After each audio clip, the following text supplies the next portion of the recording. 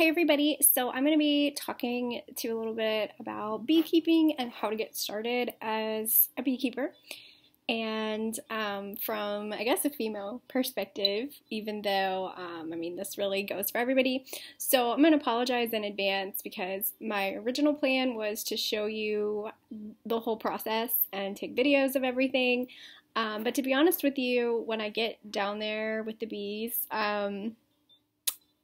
it's a little intense, and I just haven't been able to take videos the way that I would like to for YouTube, but so I'm just going to talk to you about it. I was also going to show the boxes and making them, but I don't know, I just didn't. So, but I will show you the boxes another time.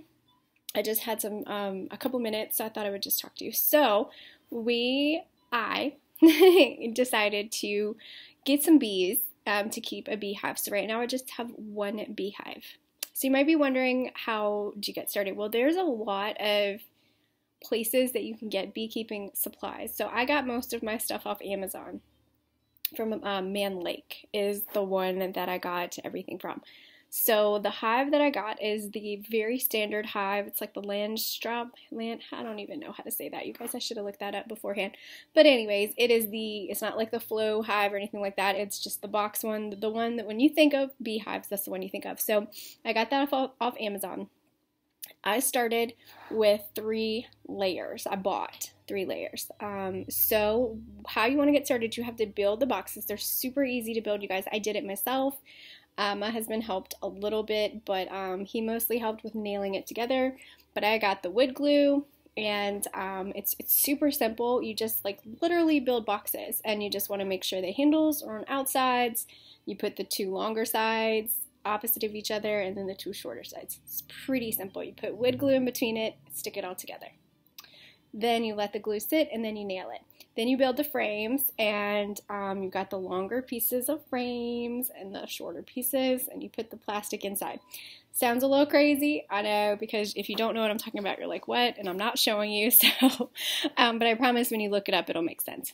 Okay, so I got that, and then I got a bee suit off Amazon. I definitely recommend a bee suit if you're nervous about it, which I am. I don't plan on going down there without a bee suit or anything for a while. So I got the bee suit, and I bought gloves separately.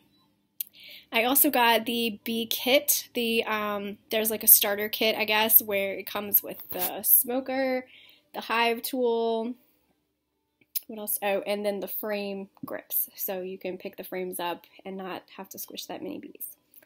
Okay, so I got the boxes that I caught. I got 2 deep, so they're like the taller ones, and then 1 medium. So 3 altogether.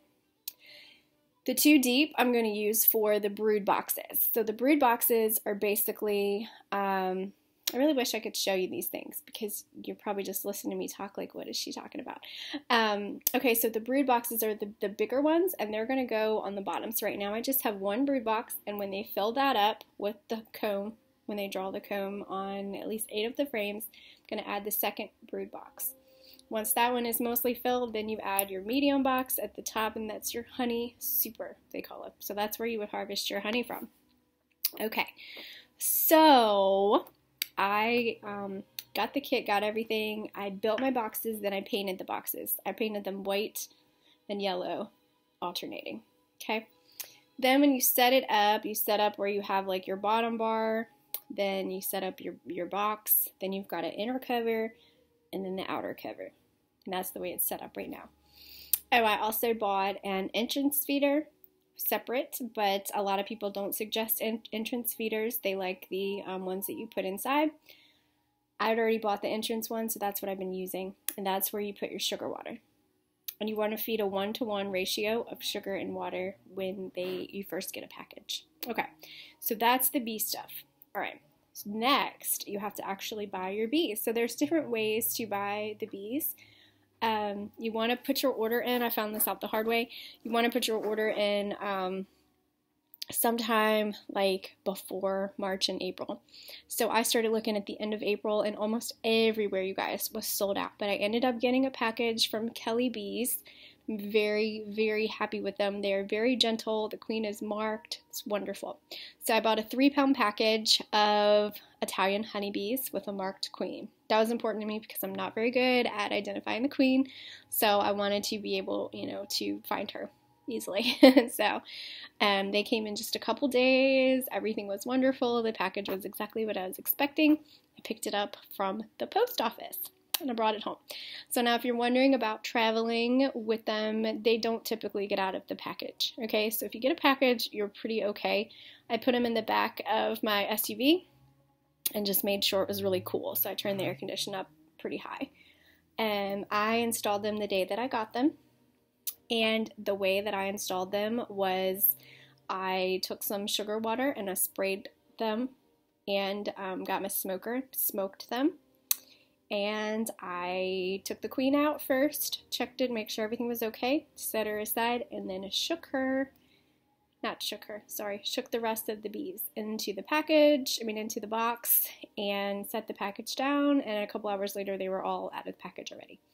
And I put the queen in. Trying to think if I am missing anything. It's pretty intimidating at first.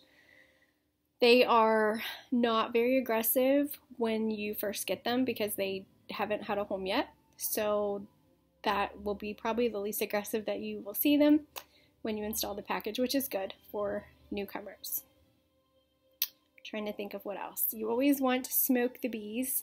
The reason that you smoke them is because one of the bees, most natural longtime predators is fire, forest fires. So when they smell the smoke, they think that it might be a forest fire, so they gorge themselves on honey or food in their hive, so they are less likely to fly. It calms them down because they're distracted trying to eat the honey, and they get so fat it's hard for them to sting and fly. So it's really good to smoke them. It helps calm them down. You don't want to over smoke though. So every time I go into the hive, which isn't that often, so that's another thing too, there's something called a hive itch, which is like a joke kind of where when you first install your bees, you really want to go check on them, but you have to give them time to get used to their home, build their home, because they're totally new. And if it's a package, they've never even met the queen before, so they're all kind of getting used to each other. Oh, I know what else I forgot to say. So the queen box is a little box, and it comes with a little wood plug. So I pulled the plug out, and I put a little bit of a marshmallow in there, because you don't want the queen to get out too soon, because they could kill her if they haven't accepted her yet. Okay, and you don't want it to take too long either. So really a couple days. I went back after like 4 or 5 days and made sure she was out, and she was.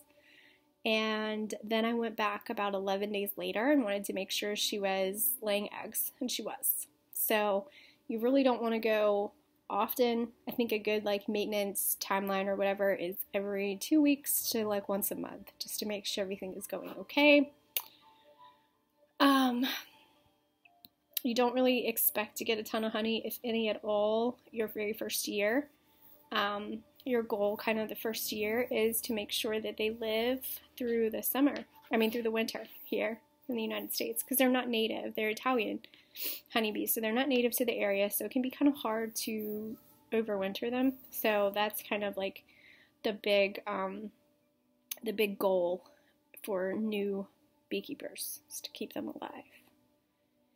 And if you're a female, you can totally do it, because I do it. And I haven't gotten stung yet, knock on wood, knock on wood. Actually, the first 2 times I went and checked on them, they were very, very calm and very gentle. The last time I went to check on them a couple days ago, they weren't aggressive, but they were more buzzy and a little bit more amped up than they had been, but also it had been a couple days of rain. Oh, that's another thing. Try to check your hive if you're going to go check between like 10 and 2 or 10 and 3, because that's when the worker bees are out foraging, so it's less bees in the hive. And only go on like a warm, sunny day with no wind, because they get a little bit testy when it's like bad weather. So you don't really want to do that. But anyways, it had been raining. I actually wouldn't have gone that day, except for it was like 11 or 12 days since the last time I checked, and I wanted to make sure she was laying eggs. And actually my original goal was to check about 7 or 8 days, but we had lots of like cool rainy weather, so I didn't go. And they were definitely more testy the last time I went, and I had one that was kind of like bumping at my head a little bit. I was wearing my whole bee suit, so she didn't get to me, and I don't actually think she was trying to sting me. I think she was just kind of like, hey, get away. But I'd also moved a lot of the frames because the queen box had fallen down into the bottom, so I had to move a bunch of the frames to go get that out. So I think they just didn't like that. But anyways, I'm going to be planning on trying to do more videos where I'm actually showing you stuff rather than just sitting and talking about it, because I know, y'all are probably bored hearing me, but seeing it is completely different. So I'm going to try to do that, but yeah, so I just kind of wanted to talk a little bit about my experience. It's been really great, and you can do it as a female.